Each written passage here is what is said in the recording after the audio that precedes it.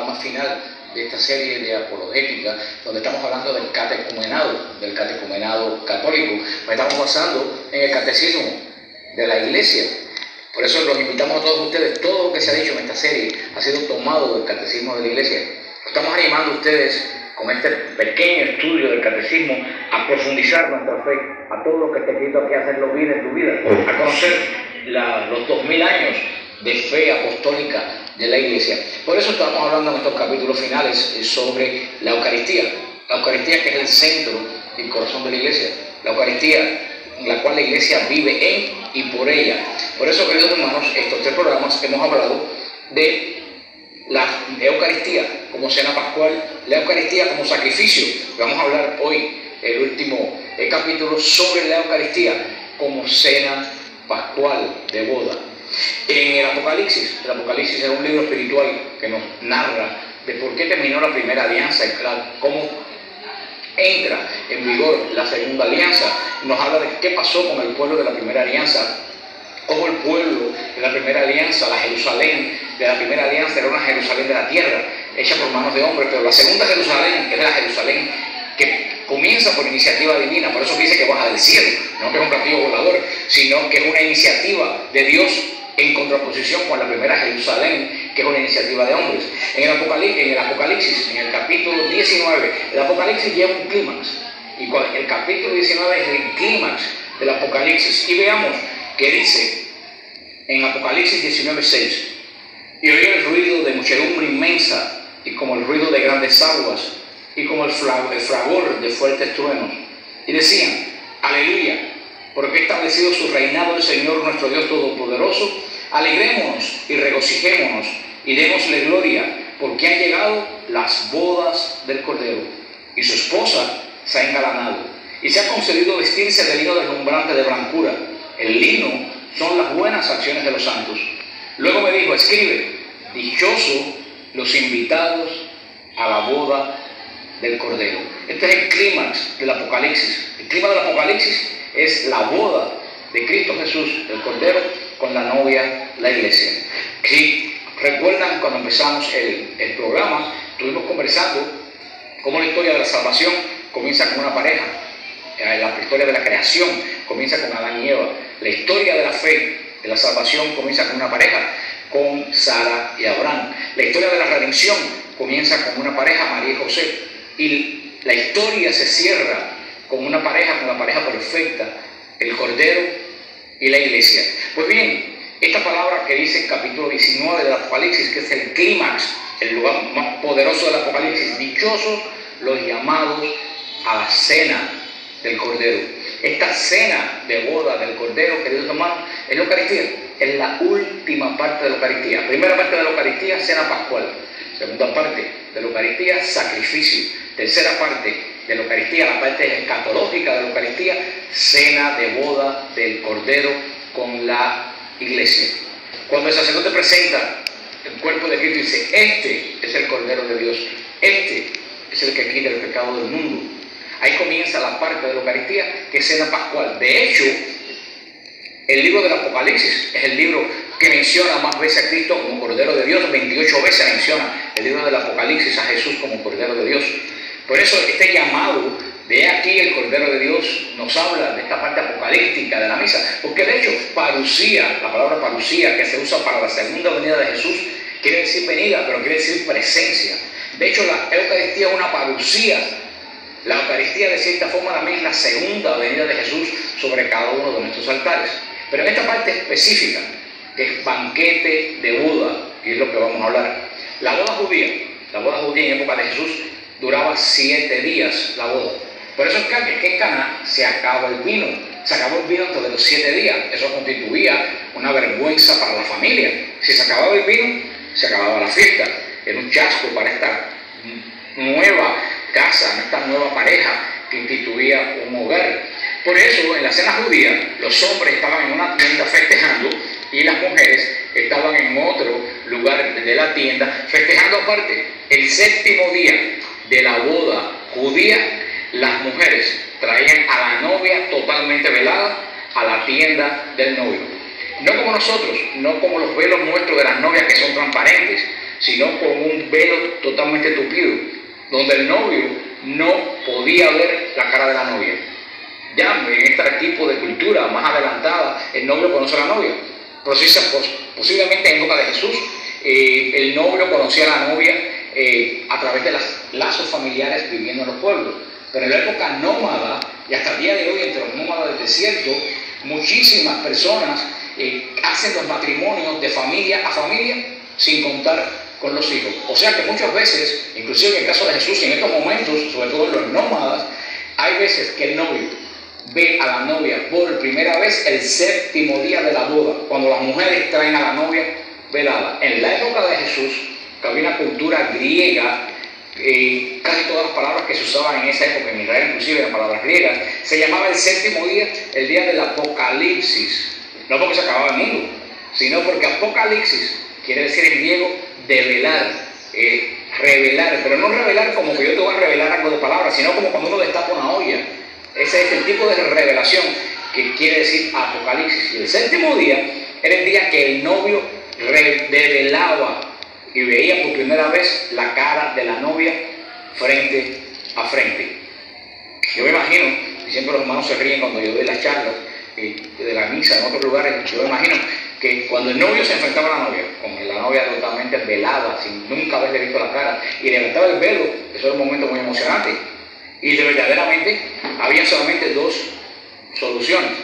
O cuando el novio levantaba el velo, se alegraba de lo que veía, se alegraba de que la novia era bonita. O hermano, cuando levantaba el velo, pegaba un grito de espanto, la tapaba y decía, llévensela lo más lejos posible. Yo conozco algunas caras que si levanto el velo, la veo bajo el velo, me muero de susto. Bueno, pero eso pasaba en ese momento. Yo siempre los hermanos se ríen en ese momento. Y yo les digo, no se rían, que lo que viene ahora, que igual si no le va a dar mucha gracia. Ese momento era el momento culmen de la boda, el momento en que el novio por primera vez veía la cara de la novia, levantaba el velo y veía lo que nunca había visto. La última parte de la Eucaristía es la banquete de bodas del Cordero con la iglesia. El Cordero que es nuestra Pascua, el Cordero que ha sido sacrificado, ahora no solo sacrificado, se entrega como comida para cada uno de nosotros. Así lo dice el Señor, el que come mi carne y bebe mi sangre, tiene vida eterna, yo moro en él y él mora en mí. Eso se va a hacer realidad en la última parte de la misa, en la comunión, unión. Generalmente la gente piensa comunión, Cristo viene a mí, sí, Cristo viene a mí, pero yo voy a Cristo. Unión, Cristo me conoce a mí y yo conozco a Cristo. Ese es el momento del Apocalipsis en la misa, porque así como el novio levantaba el velo de la novia el séptimo día de la boda, cuando tú vas a comulgar, el Señor levanta el velo de tu carne y te ve la cara frente a frente. Y es cuando yo le decía a los hermanos que ahí no da risa. Cuando tú vas a comulgar, el Señor va a levantar tu velo y tú vas a ver la cara a ti por primera vez, la cara que ni tú mismo conoces. Y esa es mi pregunta, hermano, que cuando el Señor vea tu verdadera cara en la comunión, solamente el Señor va a tener dos opciones: o se va a alegrar de lo que va a ver, o se va a horrorizar de lo que va a ver. En ese momento de la misa, en que el Señor levanta tu velo, el Señor va a entrar hasta esos lugares profundos de tu espíritu que tú tienes miedo de entrar. El Señor los va a penetrar, el Señor va a conocer lo profundo de tu vida en este momento de la misa, que es banquete de bodas. ¿Por qué banquete de bodas? Porque Cristo Jesús, que es el Cordero que está en el altar, se casa con la iglesia, que es la novia. Cristo es el que da, la novia es el que recibe. Todos nosotros somos la novia, Jesús es el novio. Dice que la novia está vestida de blanco de las acciones de los santos. Las acciones tuyas y mías hacen más o menos blanco el vestido de la novia. El momento de la comunión, el momento culminante de la misa, el momento en que Dios, que tiene el sumo sacerdocio en el cielo, se va a hacer presente en ti y te va a conectar a ti con el trono del Padre y vas a tener una conversación con Jesús de tú a tú. Muchos hermanos que se van de la iglesia católica dicen que se fueron a la iglesia pentecostal tal, el Cordero yo no sé qué, y que conocieron a Cristo allí. Yo digo, pero ¿cómo es posible que tú hayas estado en la iglesia católica y hayas comulgado, recibido a Cristo de tú a tú, y tú no hayas conocido a Cristo? Porque los hermanos de otras iglesias conocen a Cristo por una letra, por una carta. Nosotros lo conocemos de tú a tú. Una persona que está en la cárcel, ¿qué es lo que prefiere? ¿Que le lleven a la novia o que le lleven una carta de la novia? Por supuesto que prefiere que le lleven a la novia. Entonces, ¿qué tú prefieres? ¿Tener a Cristo o tener una carta de Cristo, hermano. Cristo es más poderoso. Y en la comunión recibimos a Cristo de tú a tú. No hay relación personal más grande con Jesucristo que la de comunión. Él se hace uno contigo, sobre todo cuando lo creemos en fe. Pero eso yo entiendo. Cuando la persona dice que conocen a Cristo por una carta, cuando no lo conocieron tú a tú, no estarán manipulando tus emociones. Pero hermano, esto decía que esta última parte poderosa de la misa, que es la boda del Cordero con la iglesia, la boda mística del Cordero con la iglesia, es el momento en que tú vas a tener tu encuentro cara a cara con Jesús y Jesús te va a mirar la cara. ¿Qué cara llevo yo a comulgar? La iglesia novia que se presenta Jesús, ¿qué clase de novia es? Si tú eres parte de esta novia, que la iglesia sea hombre o sea mujer. Y eso es una razón muy poderosa por la cual las mujeres no pueden ser sacerdotes en la iglesia católica. Las mujeres no pueden ser sacerdotes en la iglesia católica, no por discriminación, porque la iglesia católica es quien le ha dado el lugar a la mujer que nadie se la ha dado. Después de la Trinidad, la persona más importante de la iglesia católica es una mujer, la Virgen María. Si tú miras a los altares, nuestros altares están llenos de mujeres. Las mujeres no pueden ser sacerdotes por la misma sencilla razón de que yo no puedo ser la madre de Cristo. ¿Por qué no puedo ser la madre de Cristo? Porque soy hombre. Las mujeres, ¿por qué no pueden ser sacerdotes? Porque son mujeres. Es discriminación que yo no sea la madre de Cristo. Eso sería ilógico, hermano. Ilógico también es pensar que es discriminación que una mujer no puede ser sacerdote. Ni el Papa tiene poder para ordenar a una mujer. ¿Por qué? Porque el sacerdote ministra in persona Christi. Es un misterio, es un sacramento, es un misterio. El sacerdote en el altar está representando a Cristo vivo que ministra en la presencia del Padre. Cristo se encarnó como hombre. El sacerdote que lo representa al Cristo vivo que ministra, que lo representa en el altar, la misma función que hace Cristo en el cielo, tiene que ser un hombre como Jesús es hombre. Y es más, y todavía es más allá. El sacerdote representa en la Eucaristía a Jesucristo novio, que se casa con la iglesia novia. Los que alegan y los que promueven que la mujer sea sacerdote son parte de la nueva era que quiere entrar en la iglesia, porque quieren poner una mujer de sacerdote. Cuando hay una mujer de sacerdote es una novia que se casa místicamente con otra novia. Hermano, tú sabes lo que es eso. Y eso es una abominación. Si es una abominación en las personas, es más abominación cuando se presenta en el sacramento de la Eucaristía, porque están profanando la esencia de la Eucaristía, porque no es novia con novia, es Cristo novio con iglesia novia. El sacerdote representa a Cristo novio, por eso tiene que ser hombre. No por discriminación, es por sentido común, que es el menos común de los sentidos.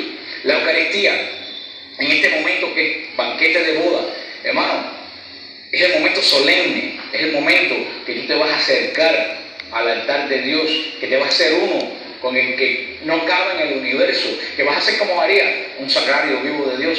Y yo me pregunto, ¿cómo vamos vestidos a la Eucaristía?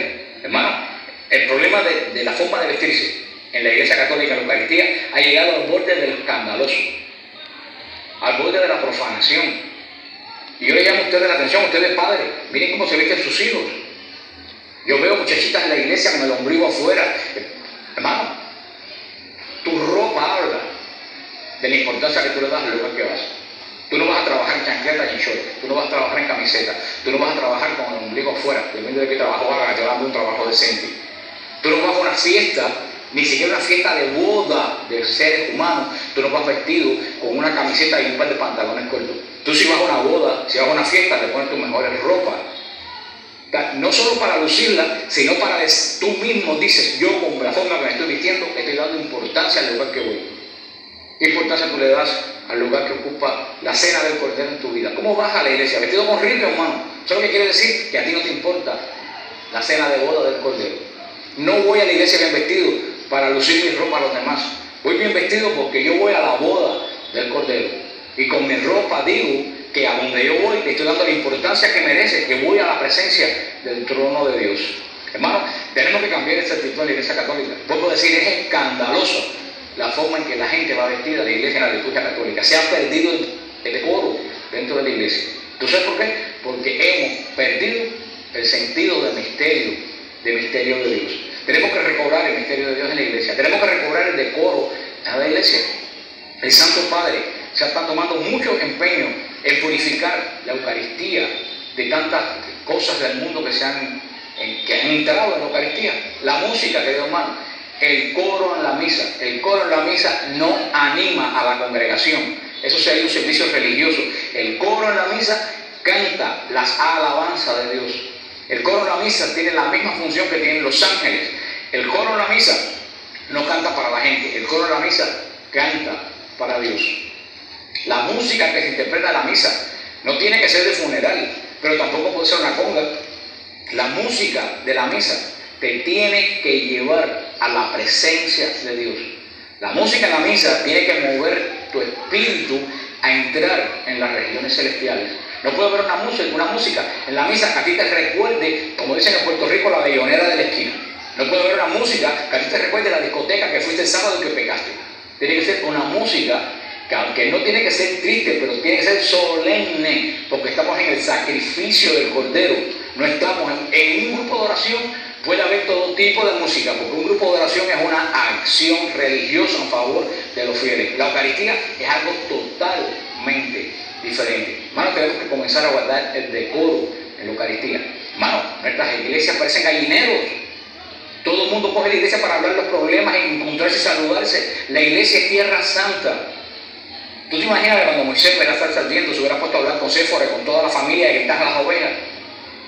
Hermano, ¿por qué? Porque era la tierra santa, porque la sombra del Altísimo estaba sobre esa tierra. Si la zarza, porque una sombra de una llama caía sobre la tierra santa, la tierra de nuestras iglesias es 1000 veces más santa que la zarza ardiendo de Moisés. ¿Y qué tú vas a hacer a la tierra santa de la iglesia?